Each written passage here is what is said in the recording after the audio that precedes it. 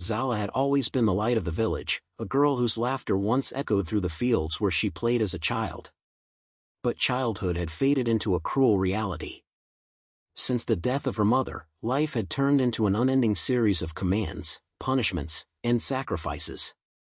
Mama Saad, the woman her father married soon after, had taken over their home like a storm, sweeping away every trace of warmth Zala once knew. She was beautiful, too beautiful, as some would say.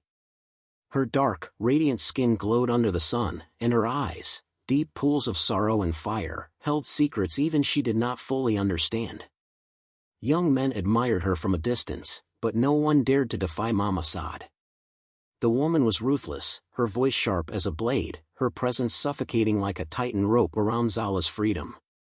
The nightmare began when Mama Saad spoke the words that sealed her fate. "The chief has offered a fine bride price," she told Zala's father. "Cows, gold, and land. He will take care of her." Zala's breath hitched. The chief. Chief Odwale. A man older than her father. A man with a reputation that made even grown women shudder. Her father hesitated, glancing at Zala, but he was a weak man. A man who had long stopped resisting Mama Saada's will. "It is a good offer," he murmured, avoiding Zala's desperate gaze. Zala's heart pounded. "No. Baba, please. I don't want to marry him." Mama Saada's slap came swift, stinging her cheek. "Ungrateful girl. You will do as you are told."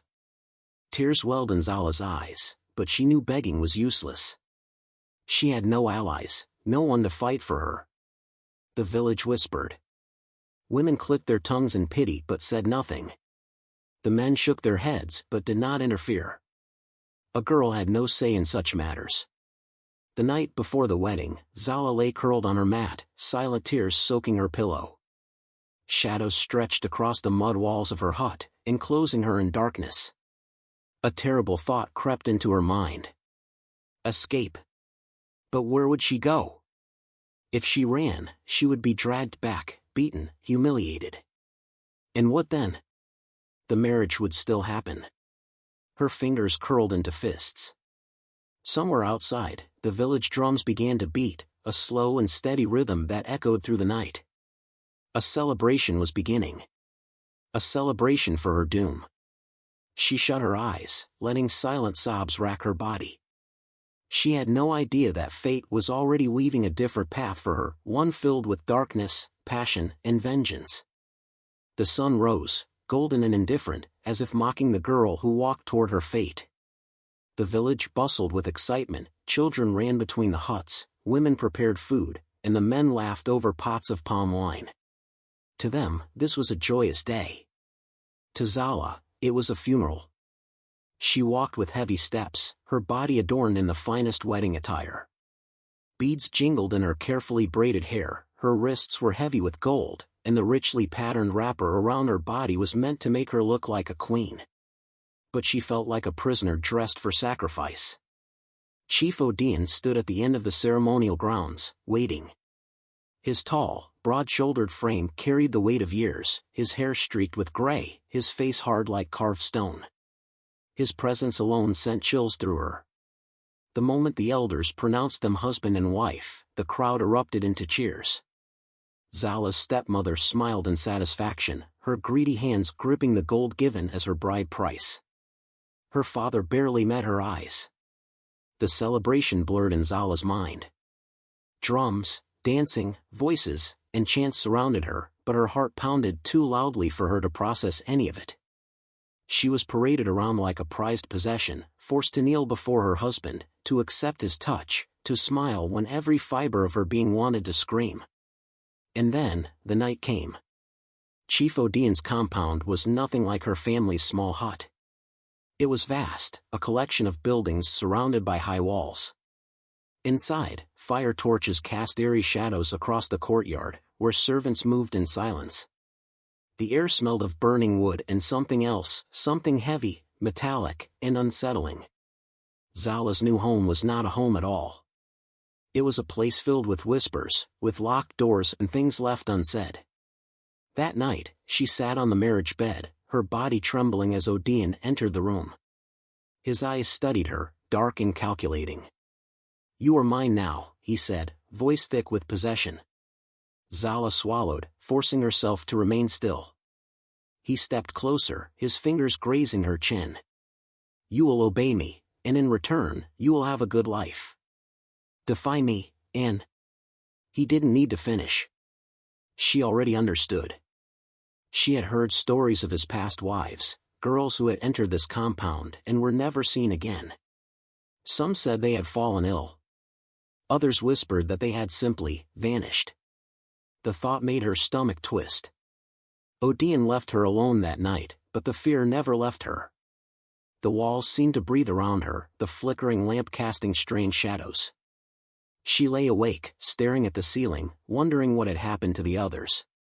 In the days that followed, she realized the truth: she was not his first young wife. She was just the latest. And if she did not find a way to escape, she would not be the last. The chief's compound was a place of silence, where secrets lived in the shadows and fear lingered in the air. Servants moved like ghosts, their heads lowered, their voices hushed. Zala felt like a prisoner in golden chains, dressed in the finest silks, fed the richest foods, yet utterly powerless. She spent her days wandering the vast courtyard, her heart growing heavier with each passing moment. The walls that surrounded her were not just made of stone, they were built of something darker, something unspoken. Then, she met him. Idris. He was unlike the other men in the compound. Tall, lean, with a presence that made people step aside. He wasn't just a servant, there was something about the way he carried himself, the way he spoke in short, measured words, as if guarding his thoughts. His eyes, dark and intense, seemed to see through everything. Their first encounter was brief. He passed her by the well, barely sparing her a glance. But she felt it, that strange pull, that silent acknowledgement of something unspoken. Days passed, and she began to notice him more. He was always nearby, always watching, though he pretended not to be. He moved through the compound like a shadow, invisible yet ever-present. One evening, as the sun bled into the horizon, she found herself standing near the main gates, staring at the world beyond. Freedom was just a few steps away, yet impossibly far. "You're wasting your time," a voice murmured behind her. She turned sharply, heart hammering. Idris leaned against a pillar, arms crossed, expression unreadable. "You think I don't know what you're planning?" His voice was low, rough, carrying a warning. "You can't run. Not from him." She lifted her chin. "Then why are you telling me this?" A muscle in his jaw tightened. "Because you don't understand what you're dealing with." She studied him, searching for meaning in his words. There was something in his eyes, something dark, something haunted. That night, she tried to escape. The walls of the compound loomed high, but she was desperate. She moved through the darkness, careful, silent. Step by step, breath by breath. Then, just as she reached the outer gates, a hand caught her wrist. Strong. Unyielding. She gasped, twisting, but the grip held firm. She turned and found herself face to face with Idris. For a moment, neither of them spoke. The night air crackled between them. Then, instead of dragging her back, he whispered, "You have no idea what he is, do you?" Her pulse pounded. "What are you talking about?" His fingers loosened, just slightly. "If you run," he murmured, his voice barely above a breath, "you might escape this place. But you won't escape him." The way he said it sent shivers down her spine. "Then help me," she whispered. His eyes darkened. "I can't." "Why?" He exhaled slowly, as if battling something within himself. "Because I am already trapped." Their eyes locked. The air between them shifted, something unspoken, something dangerous. For the first time since she had been taken, fear was not the only thing she felt. She felt drawn to him. And she didn't know if it would save her, or destroy her. The compound was never truly silent at night. The wind carried whispers through the corridors, and the distant sounds of drums echoed from the village beyond the walls. But tonight, the whispers were real. Zala had learned to move quietly, unnoticed, like a shadow. It was the only way to survive in Chief Odine's household. And it was in this silence that she heard them, two voices speaking in low, urgent tones beyond the heavy wooden doors of Odine's chambers. She pressed her ear against the crack in the door. "She is the last one," a deep, unfamiliar voice murmured. "She must be," Odine's voice responded. "The time is near." A pause. Then the other man spoke again, voice colder. "And if she resists?" Odine chuckled darkly. "She will not. None of them ever do. The ritual will bind her, as it has bound them all before her." Zala's blood turned to ice. Ritual. Bound. She staggered back, her breath coming too fast. The other wives, the ones who had disappeared. What had he done to them? Her mind spun as she retreated to her chambers. The walls seemed to close in on her. Was this why Idris had warned her? Was this the fate that awaited her? She couldn't stay. She couldn't wait. That night, she didn't sleep. Every creak in the wooden floors, every distant rustle in the trees, sent chills down her spine. And then, just before dawn, her door shifted. She bolted upright. A shadow moved inside her room. Her heart pounded as Idris stepped forward, closing the door behind him. "You shouldn't be here," she whispered. "You shouldn't be listening at doors," he shot back, his voice low. His eyes, always dark and guarded, burned with something more tonight. Urgency. "You knew," she accused. "You knew what he was planning." His jaw clenched. He didn't deny it. "Tell me," she demanded, stepping closer. "What is he going to do to me?" Idris hesitated. Then, finally, he sighed. "You're not his wife, Zala. You're his offering." The words struck like a blade. "What does that mean?" "He made a deal," Idris said grimly. "His power, his wealth, it all comes at a cost. Every few years, he must give the spirits something in return.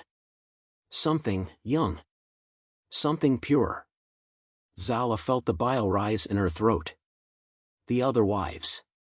That's why they disappeared. Her voice was barely a whisper. He sacrificed them. Idris nodded once. The walls seemed to tilt. She grasped the edge of the bed to steady herself. "I have to run," she said, panic rising. Idris grabbed her wrist. "No." Her breath caught. "If you run now, he'll find you," he said. "He always finds them. The only way out is to make him believe you are his, until the moment you strike." She shook her head. "I can't do this." "You can," Idris murmured. His grip tightened just slightly. "And I'll help you." Their eyes locked. For the first time, she saw something deeper in his gaze, not just warning, not just secrecy. But something raw. Something broken. "How do you know all this?" she asked. A shadow passed over his face. "Because I was once like you. Trapped." Zala felt her heartbeat in her throat. "You were meant to die too," she whispered. He nodded. "But I didn't. And neither will you." A plan formed between them in the dark. Zala was no longer just a victim. She was a woman with a secret of her own now. And Chief Odine had no idea that his next offering was about to become his downfall. The walls of Chief Odine's compound felt tighter, as if they were closing in on her. Every night was a nightmare, every day a slow death. But tonight was different. Zala stood at the edge of the courtyard, her breath shallow as she gazed at the dark silhouette leaning against the wall. Idris. She shouldn't be here. She should be in her chambers, playing the obedient wife until she could strike. But something deeper than fear pulled her toward him. He turned before she could speak, as if sensing her presence. The moonlight illuminated the sharp angles of his face, the storm in his eyes. "You shouldn't be here," he murmured. Neither of them moved. Neither of them left.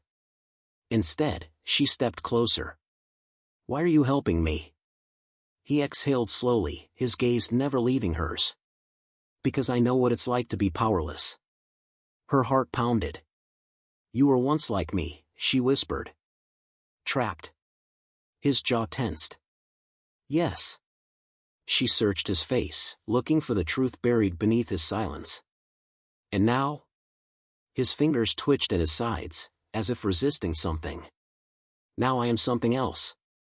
The words settled between them, thick with meaning. She should have been afraid. But she wasn't. Do you regret it? She asked. Surviving? He shook his head. No, his voice dropped lower. But I regret the things I had to do to survive. She swallowed hard. And what do you have to do now? A muscle in his jaw flickered. Make sure you live. It was a promise. A dangerous one. Zala felt the weight of her fate pressing down on her, her stolen life, the looming ritual, the inescapable end that waited for her if she failed. But in this moment, none of that mattered. Because in Idris's eyes, she saw something she hadn't seen in so long. Something she had forgotten existed. Hope. Her breath hitched as he stepped closer. His fingers brushed against hers, light, hesitant, as if waiting for her to pull away. But she didn't. Because for the first time since she was sold, she wasn't afraid. She was alive. She reached for him, and everything else disappeared. Their lips met in a clash of desperation and defiance, a stolen moment in the heart of danger. He kissed her like he had been holding back for too long, like he had fought this feeling and lost. She let herself drown in it. In him. His hands traced the curve of her waist, and for the first time, her body wasn't someone else's possession, it was hers. Their bodies spoke in whispers, in gasps, in the silent promise that for this one night, they were free. But freedom never lasted. By morning, reality returned. A cold breeze crept through the compound as Zala stepped back into her chambers, her pulse still unsteady. She pressed her hands to her lips, still swollen from his touch. She had never felt more alive. She had never been in more danger. A knock at her door made her freeze. She turned slowly, her heart hammering as a figure appeared in the doorway. One of Odine's guards. His face was blank, but his words were not. The chief has been asking about you, he said. A pause. Then, quieter, too quiet, he added, not everyone in this house is loyal to you. Her blood ran cold. Someone knew. She had been betrayed. And now, the real hunt had begun. Zala's fingers curled into fists as she watched Mama Saad stride into the chief's grand hall, her beaded shawl swaying with every step. She moved like she owned the place, like she had conquered the world. And in a way, she had. Zala had been sold by this woman. And now, she had come to collect. Chief Odin sat on his ornate chair, his face unreadable as Mama Saad bowed slightly before him. I trust my daughter has been satisfactory, she said with a sly smile. Zala's stomach churned. Daughter. The word felt like poison. Mama Saad continued, her voice smooth. I gave you something precious, my lord. And now, I expect what was promised to me. Zala's eyes burned with fury. You sold me like cattle. And now you want more? Mama Saad turned to face her, eyes glinting with amusement. You speak as if your life was ever your own. Zala wanted to strike her, to rip away that cruel smirk. But she couldn't. Not yet. The chief finally spoke, his voice slow and measured. Your reward will come. After tonight. Mama Saad nodded, satisfied. She glanced at Zala one last time before turning away. You are where you belong. Zala's nails dug into her palms as the weight of those words settled in her bones. She had to escape. She had to kill him. But that night, her plan shattered. The ritual begins. The drums began at sunset, echoing through the compound, filling the air with a heavy, unsettling rhythm. Zala was pulled from her chambers and dressed in ceremonial robes, blood-red silk with golden embroidery. Too fine, too beautiful for something so sinister. Her feet barely touched the ground as she was led through the halls, her heart pounding in time with the drums. The air was thick with incense, the scent suffocating. The doors of the grand chamber creaked open. She gasped. The room was filled with strange symbols carved into the walls, flickering candles illuminating bowls of thick, dark liquid. Blood. Bones. The remains of those who had come before her. A sickening dread filled her veins. She was never meant to be a wife. She was meant to be a sacrifice. Chief Odian stood in the center, dressed in white, his face calm, almost serene. "The gods have given me power," he said. "And in return, I give them what they ask." Terror clawed at Zala's throat as she struggled, but strong hands held her down. "No," she gasped. "Please." The chief raised his hand, and the room fell silent. Then, a new figure stepped forward. Zala's breath caught in her throat. Idris. He moved toward the chief, his head bowed. Zala's world shattered. "No," she whispered, shaking her head. He wasn't here to save her. He was kneeling before the man who was about to kill her. Zala's breath came in short, ragged gasps. The walls of the ritual chamber seemed to close in around her, the scent of burning incense mixing with the metallic tang of blood. Her heart pounded as Idris knelt before Chief Odian, his head bowed. Betrayal. It burned hotter than fire, searing her from the inside out. Had he played her all along? Had he whispered words of comfort and passion while knowing all along that she was doomed? She wanted to scream, to curse him, to claw at the walls and rip the deception from his skin. But then, the time has come. Idris's voice rang through the chamber, calm, steady. The air shifted. Chief Odian frowned. "What are you talking about?" Idris lifted his head. His dark eyes gleamed like steel. "You were never meant to reign forever." Then everything happened at once. The guards standing near the chamber's entrance moved. But not toward Zala. Toward the chief. Blades flashed in the dim candlelight. The chief's own men turned against him, their faces filled with long-held fury. Zala's breath hitched. This was never about her. Idris had never been loyal to the chief. This had been his plan all along. The chamber erupted into chaos. Guards clashed, swords scraping against each other, the thick air now filled with shouts and the sickening crunch of bodies hitting the ground. Chief Odian's face twisted in rage. "Traitor," he bellowed, stepping back. Idris stood, his blade glinting. "Your sins have caught up to you." Zala could barely process it all, but one thing was clear. She wasn't going to be a victim tonight. Her hands found a knife on the ceremonial table, its handle cool against her sweaty palm. She turned just in time to see the chief pushing past the chaos, his face wild with fear. He was running. Not the powerful man she had feared, but a coward desperate to escape judgment. Not this time. Zala ran after him. She chased him through the halls, her feet barely touching the ground. The weight of every stolen bride, every girl sacrificed before her, propelled her forward. Chief Odian reached the exit, pushing open the heavy wooden doors. But Zala was faster. She lunged, driving the knife into his back. The chief choked, stumbling forward, his hands grasping at empty air. He turned, his eyes wide, disbelieving. Zala didn't let go. She twisted the blade. "For every girl you stole," she whispered. "For me." The chief gasped. His knees buckled. And then, the house trembled. The walls groaned, the floor beneath them shaking. A chilling wind blew through the corridors, whispering in a language older than time. Zala's grip tightened on the knife. Killing the chief had awakened something.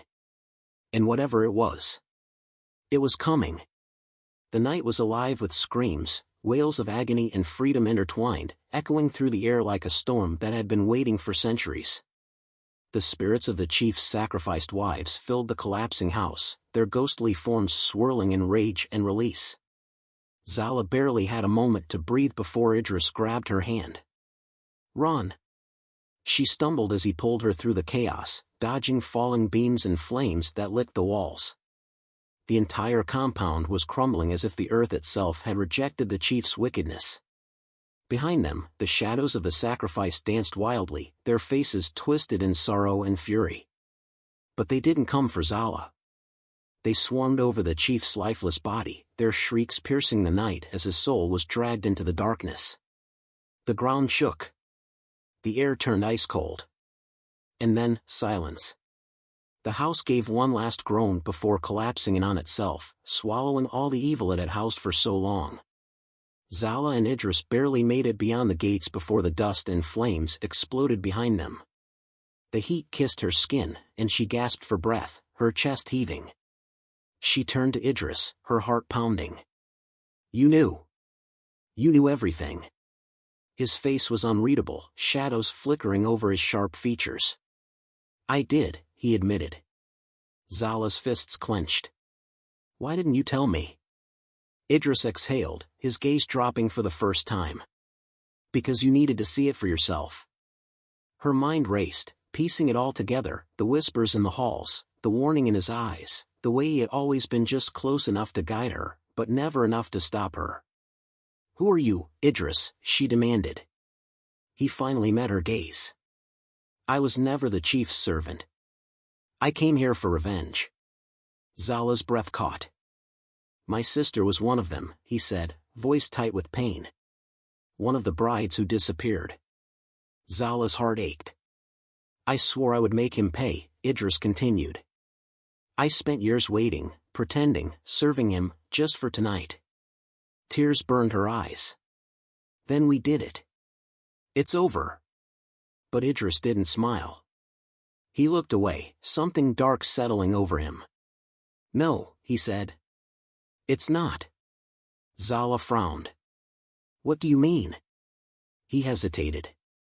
Then, softly, he spoke the words that shattered her. The chief was not the only one cursed. A cold shiver ran down her spine. "No." Idris gave her a sad smile.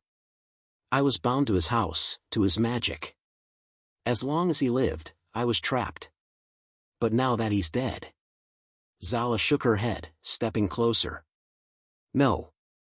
You're free now. We both are." Idris brushed his fingers along her cheek, the touch so light it almost wasn't there. "I wish that were true." Then he stepped back. Zala's pulse spiked. "What are you doing?"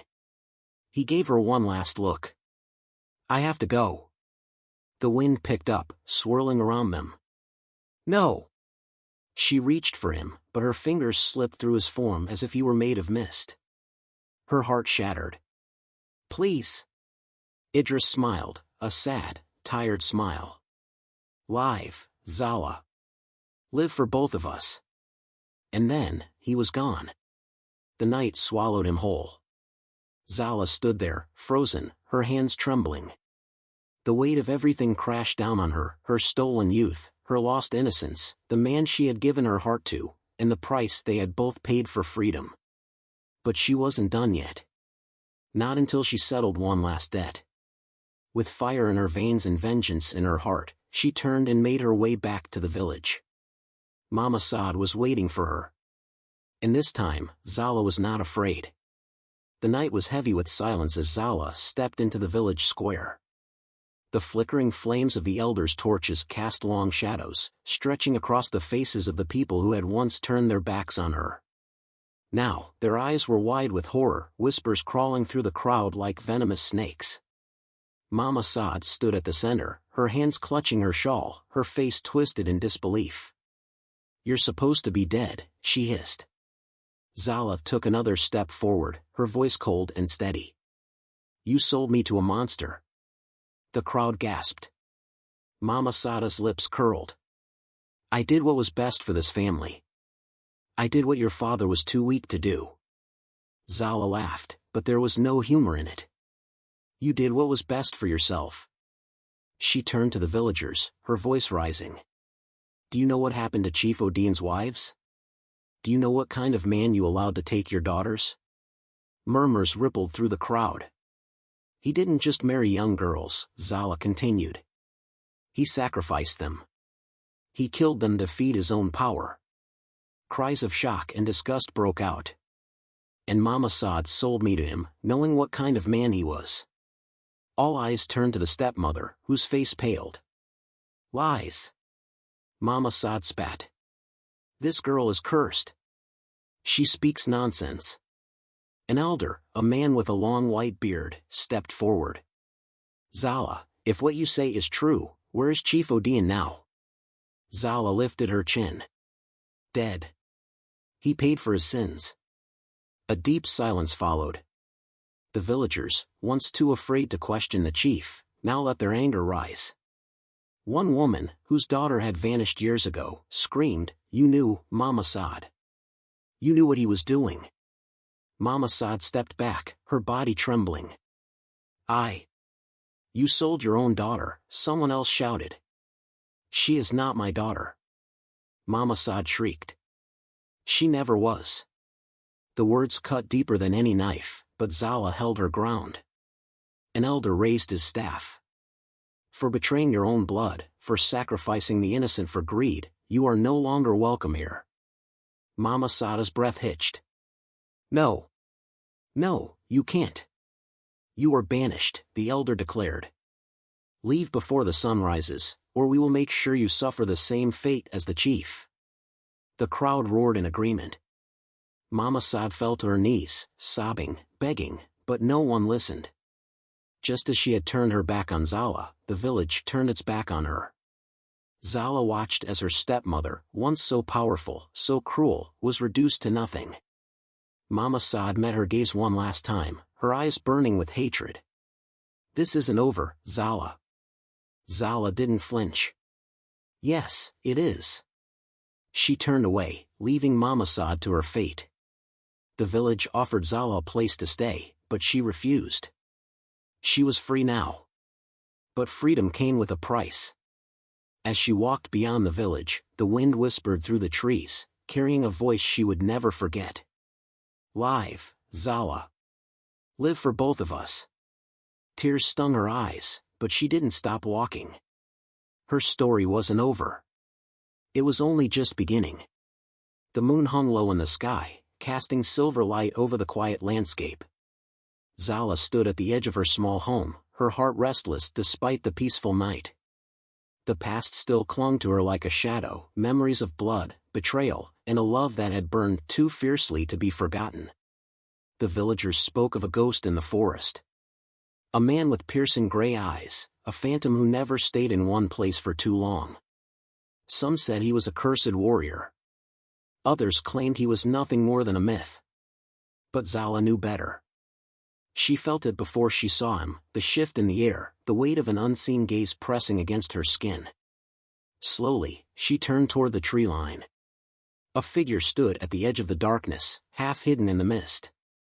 Tall. Still as death. Then, the wind carried his voice to her, low and familiar. Did you miss me? Zala's breath caught in her throat. The world around her melted away until there was only him. Idris. She should have been afraid. He had disappeared into the night all those months ago, lost to a curse neither of them had understood. He wasn't supposed to return. And yet, here he was, his gray eyes glowing like moonlight against the dark. Zala took a step forward. Then another. Her pulse pounded as 100 questions swirled in her mind, but none of them mattered. All that mattered was the unspoken promise between them. This wasn't the end. Her journey wasn't over. And neither was his. As she walked toward the shadow in the night, the wind whispered through the trees. Some destinies could never be escaped.